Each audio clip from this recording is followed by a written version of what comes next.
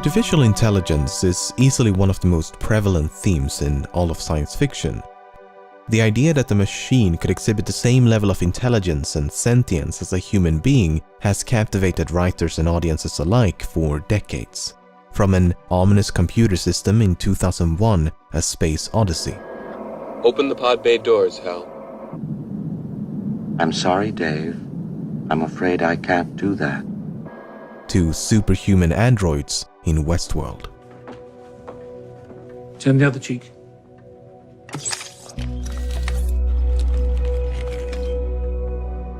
This captivating subgenre of science fiction has experienced a diverse range of depictions. But fiction has a habit of romanticizing certain aspects, such as the frequent inclusion of humanoid robots. Building a robot in pursuit of AI is a bit like constructing the chassis of a car before the internal combustion engine was even invented.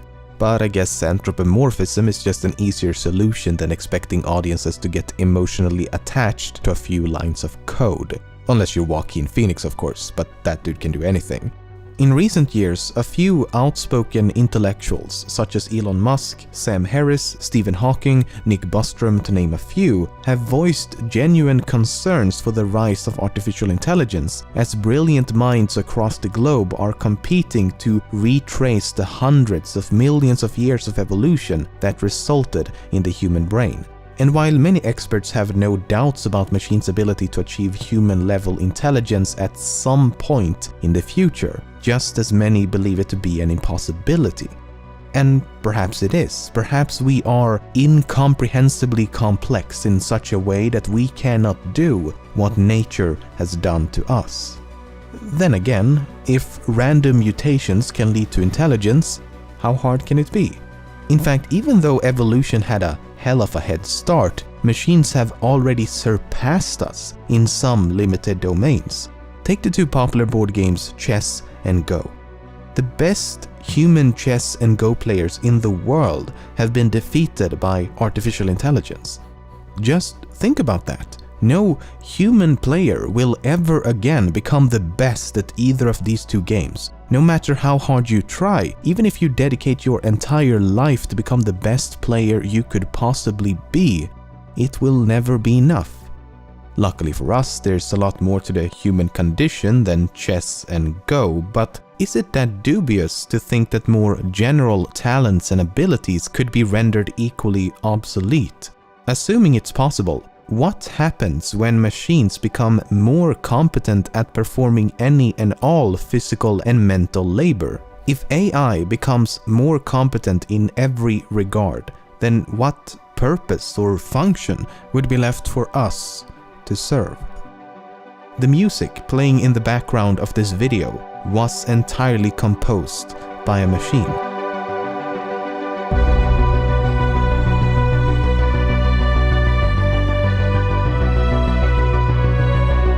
Here's another example.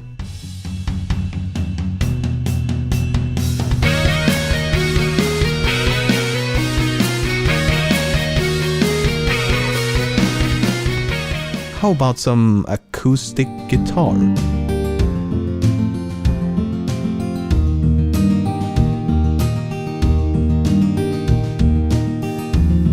Or some drum and bass?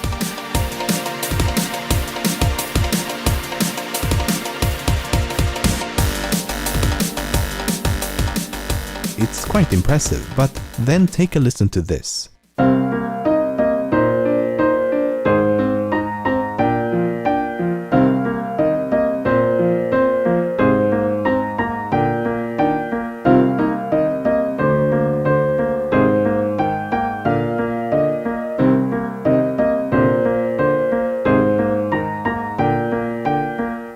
This short and simple composition may sound rather unimpressive in comparison, but then consider this. This sound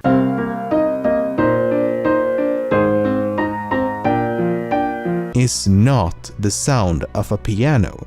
The sound itself, the waveform itself, was created by an AI in an effort to mimic the sound of a piano. Machines have also begun tackling the human language by writing poems. When I in dreams behold thy fairest shade, whose shade in dreams doth wake the sleeping morn, the daytime shadow of my love betrayed lends hideous night to dreaming's faded form. You know who would love this nonsensical mess of words that is inexplicably a real language? That's correct, the Danes. So poems may not be the best example, but news articles is a better one. Machine-written content has become so commonplace and so good that you've likely read a few automated articles without even realizing it. If you pause the video, see if you can discern which of these two paragraphs were written by an AI. The answer will be in the description. Now this is one of my favorites. Many of you have likely played around with text-to-speech engines. You input some text and then a voice will read it aloud. Many of you have likely played around with text-to-speech engines. You input some text and then a voice will read it aloud. Please send help. Up until now, this has been accomplished by having a voice actor read a long series of sentences and words. Then you splice the syllables into tiny samples before attempting to stitch and morph them back together. Artificial intelligence can not only do this in seconds, but can also produce a more natural-sounding speech. Let's take a listen.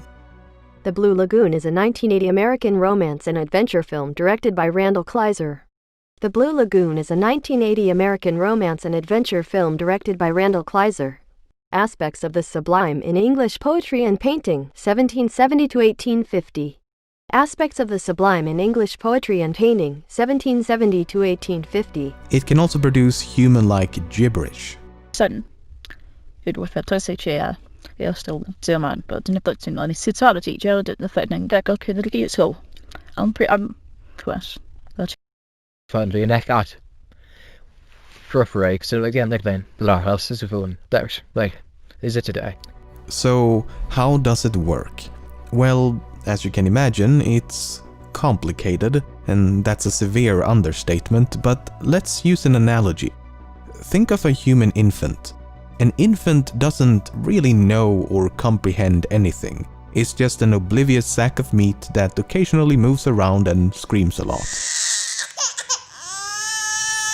Nevertheless, the human brain must be doing something, right? I mean, it's not dead, so what's happening? Well, for the most part, the brain will be searching for patterns, systematically attempting to identify recurring events in an effort to make sense of the world.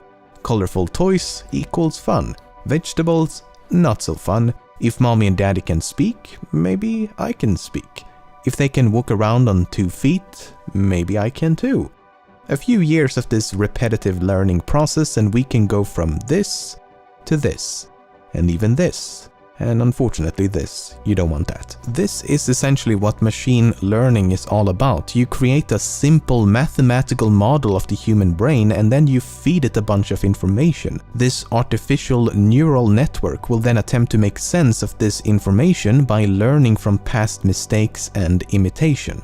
The result is this natural evolution that no human could ever manually program. And there's really no reason why this system could not be scaled up to human levels and beyond. A limiting factor of the human brain is that it has to fit inside a cranium. An artificial brain could be the size of a building or larger still. An AI could also operate at the speed of light as well as improve upon itself. In essence, it could teach itself how to learn new things, and in doing so would eliminate the need for a human at the controls. I don't know about you, but the fact that this is even theoretically possible makes me a bit worried for the future.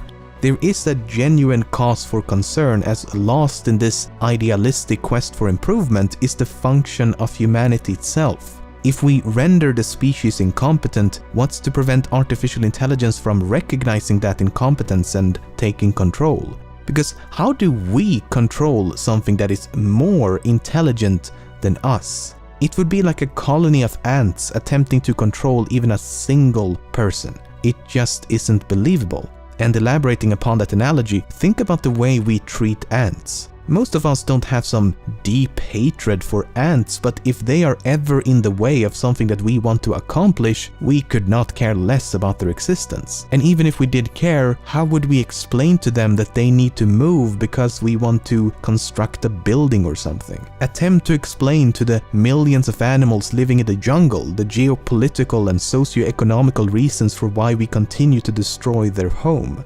It's impossible. They simply lack the intelligence to understand. And that is what so many are concerned about, that we would lack the intelligence to keep up. So this concern for AI has nothing to do with malevolence, it's simply a fear of losing control. Then there's the issue of sentience and cognition, which are entirely different beasts altogether, but if we assume that super intelligence is possible, how long until that happens? It may be sooner than you think, as most estimations seem to land in between 3 to 6 decades. So within this century. But I mean, it's just estimations, so who knows? No one can predict the future. We don't know, to be honest. I seriously hope they're wrong though, because it'd be so much more convenient if we could just leave this impending doom of humanity to our children and just reap the benefits in the meantime.